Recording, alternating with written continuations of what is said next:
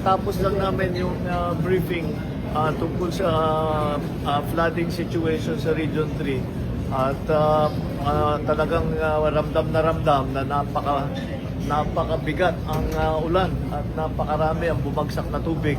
Kaya't na-overwhelm lahat ng mga ating mga flood control na flood management program. Ang problema, kitang-kita, siyempre alam naman natin na marami sa halimbawa sa Bulacan na mga flood control na hindi naman nagawa kaya nagkakaganto. Ngunit kailangan din natin maunawaan na hindi lang dahil sa problema ng flood control project, kung hindi pati na sa lakas talaga ng ulan na hindi pa natin nakita sa kasaysayan ng Pilipinas. Ito ay ang naging resulta ng climate change. Kailangan maunawaan din ng tao na yung climate change ay talagang nandito na at nandyan tayo naapektuhan. Hindi bale at tayo yung gumawa nakapag-desisyon tayo tungkol sa mga immediate measures na kailangan gawin in the immediate term, in the medium term, and in the long term. In the immediate term, syempre, ayusin natin yung mga nasira at babalikan natin lahat ng mga nasira. Yun ang pinaka-immediate na kailangan gawin, madalian para matapos ulit. Ang problema din dyan ay hindi pa tayo nakakasiguro kung titigil na yung ulan. Dahil kailangan natin, halimbawa may mga lugar may tubig pa, hindi pa natin ma-assess kung ano yung damage dahil may tubig pa, may binabaha pa, kailangan natin antayin yan.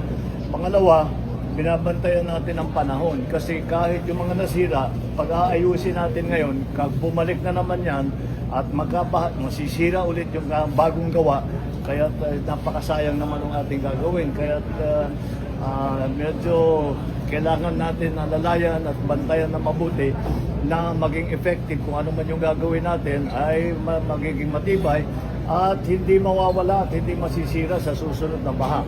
Kaya lahat ito ay aming napag-usapan at napagplanuhan at immediately there is a project for Sabo River Dams na 5 kaagad sa Nueva Ecija dahil ito yung kumukuha nun sa tubig sa taas.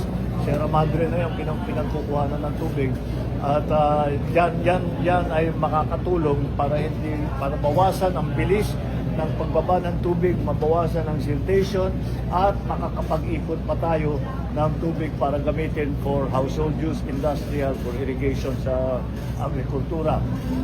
Marami pa tayong mga iba't ibang mga gagawin. Isang long-term plan ay gumawa ng dike na kalsada mula sa malayo yung aming tinitingnan hanggang Pilar sa Bataan. This is the long-term plan sa kasalukuyan na pinag-aaralan ngayon natin. That's about 100 kilometers, kaya medyo matatagalan, pero pinag-aaralan na natin para at least, at the very least, meron tayong plano at meron na tayong masisimulan doon sa napakahaba na gagawin na dike na kalsada para maharang ang tubig na nanggagaling sa dagat, sa Manila Bay. So that is the situation that we have now. I am satisfied that yung immediate needs ng tao, yung kanilang pagkain, yung kanilang shelter, yung kanilang yung healthcare na dala ng pamahalaan ng national government ay nandyan lahat. Hindi naman tayo nauubusan ng gamit, hindi naman tayo nauubusan ng tulong. Patuloy yan hanggat nangangailangan yung tao ay binibigyan natin sila lahat ng mga kanilang pangangailangan. So that is the situation for now.